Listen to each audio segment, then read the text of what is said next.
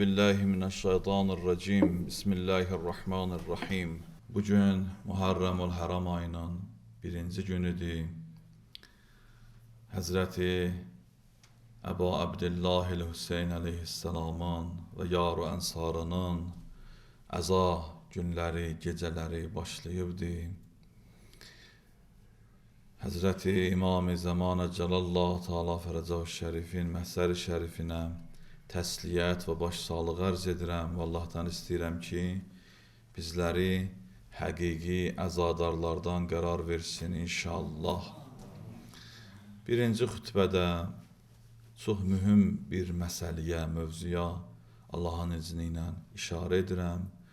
O bundan ibarətdir ki, şiyələr, bizlər nə üçün hər il əzadarlıq edirik? Çox mühüm məsələdir. Biz elə bir məktəbə, məzhəbə qulluq edirik. Əhl-i Beyt məktəbində, məzhəbində heç bir şey əsassız deyil. Gülürüksə bunun səbəbi var. Ağlayırıqsa bunun səbəbi var. Hər il 2 ay yığışırıq, toplaşırıq dünya səviyyəsində.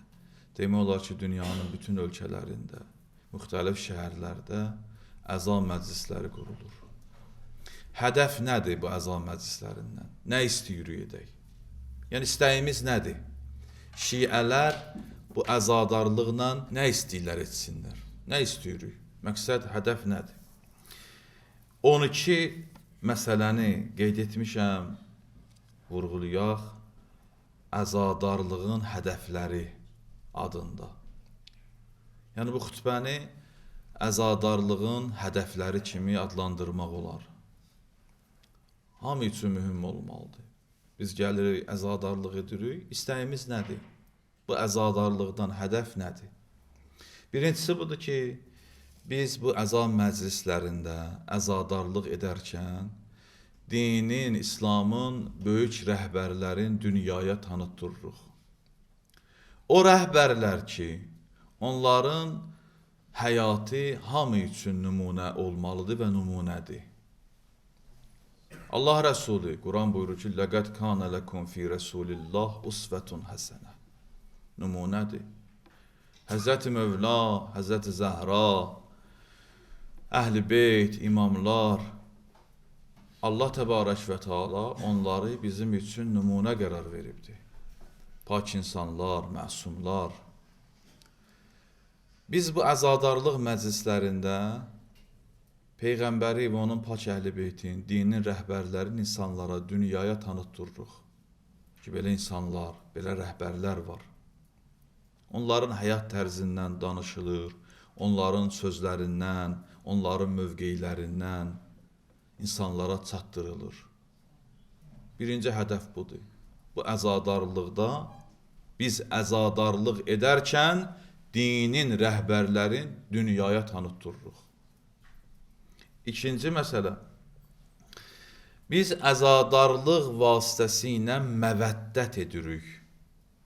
Əhl-i Beytə eşqimizi, məhəbbətimizi elan edirik. Bu əzadarlıq vasitəsilə bizim Əhl-i Beytə olan məhəbbətimiz, eşqimiz çoxalır. O məhəbbət, məvəddət ki, risalətin qarşılığıdır. Risalətin muzdudur. Qur'an-ı Kərim buyurur ki, قُلْ لَا أَسْأَلُكُمْ عَلَيْهِ أَجْرًا إِلَّا الْمَوَدَّةَ فِي الْقُرْبَى Denən, Peyğəmbərliyimin qarşılığında sizdən heç bir şey istəmirəm, yaxınlarıma məvəddətdən başqa. Bu barədə çox xütbələr olubdur. Məvəddət nə deməkdir? Məvəddət, məhəbbəti izhar etmək deməkdir. Biz gəlirik bu məclislərdə Əhl-i Beytə, İmam Hüseyin əleyhissalama olan məhəbbətimizi ya Hüseyin deyərək izhar edirik. Buna deyərlər məvəddət. Və eşqimiz, məhəbbətimiz hər məclisdə çoxalır.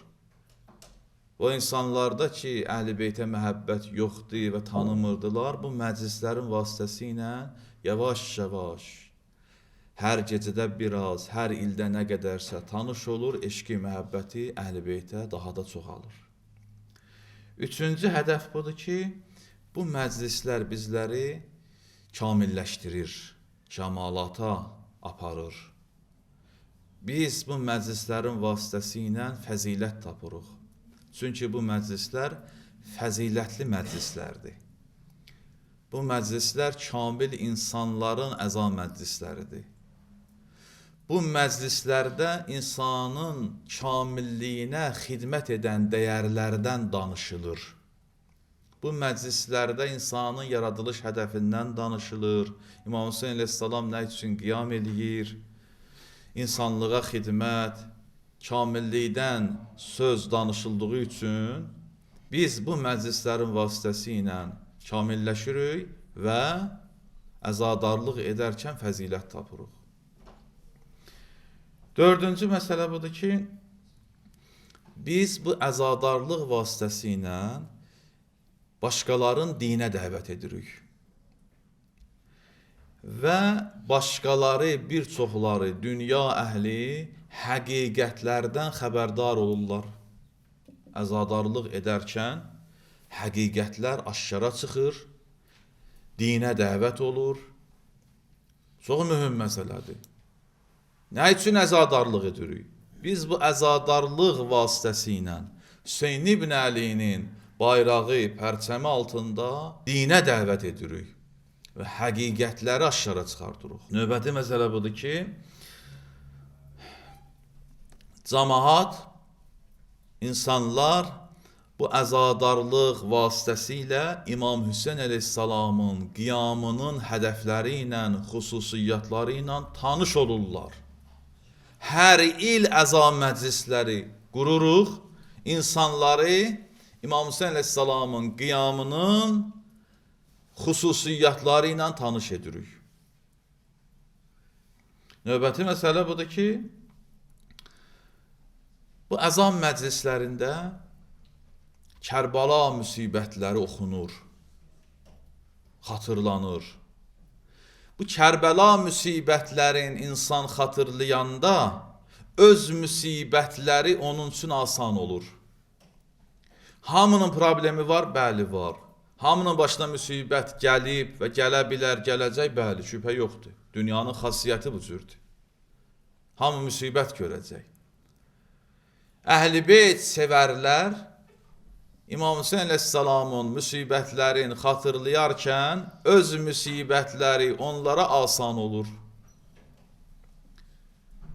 Məsələn, fərzən birinin balası dünyadan gedibdir.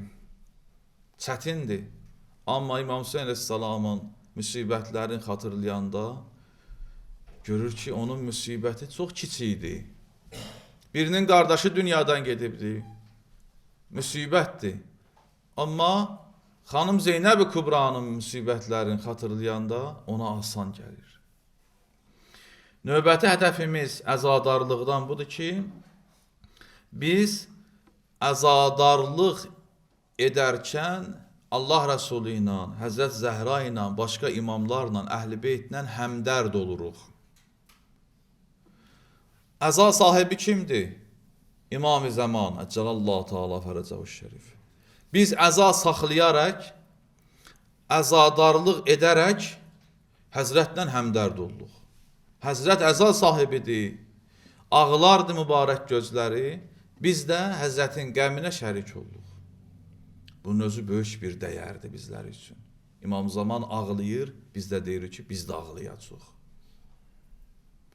Həzrətin müsibətli günləridir, biz də deyirik ki, müsibətə qərq olacaq. Həmdərd oluruq. İnsan gərək sevdiyi rəhbərlə həmdərd ola. Növbəti məsələ budur ki, biz bu əzadarlıq vasitəsilə, bu məclislərlə Hüseynvay deyərək, Aşura xatirələrin, Kərbəlanı unudulmağa qoymuruq və gələn nəsilləri ötürürük. Çox mühüm məsələdir bu da. Gecə ərz elədim xütbədə. İllərdir bu hadisə, əzadarlıq nəsildən nəsilə, əsrlərdir, ötürülür. Bu məclislərin vasitəsilə olubdur. Əks halda nə olardı? Əgər məclislər olmasa, dünyanı xəbərdar edə bilmərik. bu məclisləri gələn nəsillərə ötürə bilmərik. Növbəti hədəfimiz budur ki, biz əzadarlıq edərkən bu məclislərin vasitəsilə Hüseynvay deyərək zalimləri və onların cinayətlərini ifşa edirik. Bəni Üməyyəni ifşa edirik, Bəni Əbbasi ifşa edirik. Dünyanın zalimlərin, diktatorların, günümüzün Yəzidlərin, Muaviyyələrin ifşa edirik. Onların cinayətlərini ifşa edirik. Növbəti hədəf budur ki, bu məclislərdə ki, ehsan verilir, həmişə olubdur. Füqara, kasıblar, acılar bu məclislər vasitəsilə doyublar. İmam Hüseyn məclislərinin bərəkətindən nə qədər yüzlərlə ac insanlar bu məclislərdə, süfrələrdən qidalanırlar. İndi çox bolluqdur. Ola bilsin, deyərlər ki, nəyə lazım? Bəzilər deyirlər, o ehsanı verincə get filan işi gör. O ehsana, o pulları xərcləyənə qədər gedin filan yerlərə xərcləyiz. Bu sözləri eşitsiniz, bilirsiniz ki, düşmənin sözüdür, zirəng düşmənin. Ya da nadan dostun sözüdür. Bu olub və olmalıdır. Nə oldu başqa şeylərdə israf eləyəndə, böyük məbləğlər, summalar xərcləyəndə heç yətim, fəqir yaduza düşmür, şəhid ailəsi yaduza düşmür.